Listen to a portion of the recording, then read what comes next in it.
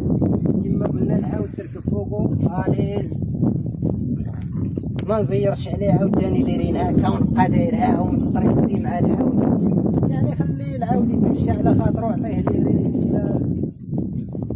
ديما يكون هادئ عادي هكا. ما تحاولش تهز يديك للفوق بزاف، ديما يديك هنايا. بالنسبه للناس اللي متمكنين راه كيديروا يديهم هنايا، ولكن بالنسبه للمبتدئين ولا عاد بادي الركوب من الاحسن تخلي يديك لتحت، ما تهزهمش للفوق.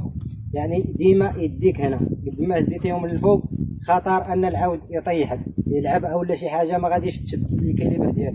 اولا ديما نشد ليرين ديالي هكا، وهاد الصبع الرابع نديرو هنا ندخلو هنايا، يعني نشد الا دار العود شي حاجه ما غاديش يبان هنا.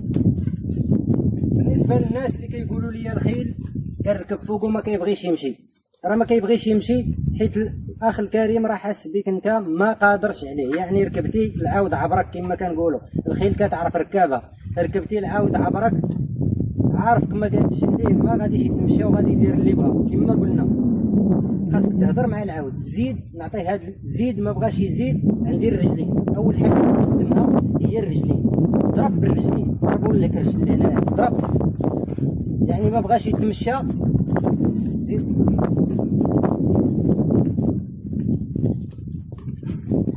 درتي معاه هاد القضيه قلتي ليه زيد ما بغاش يتمشى، ضربتيه بالرجلين، يعني ضرب شويه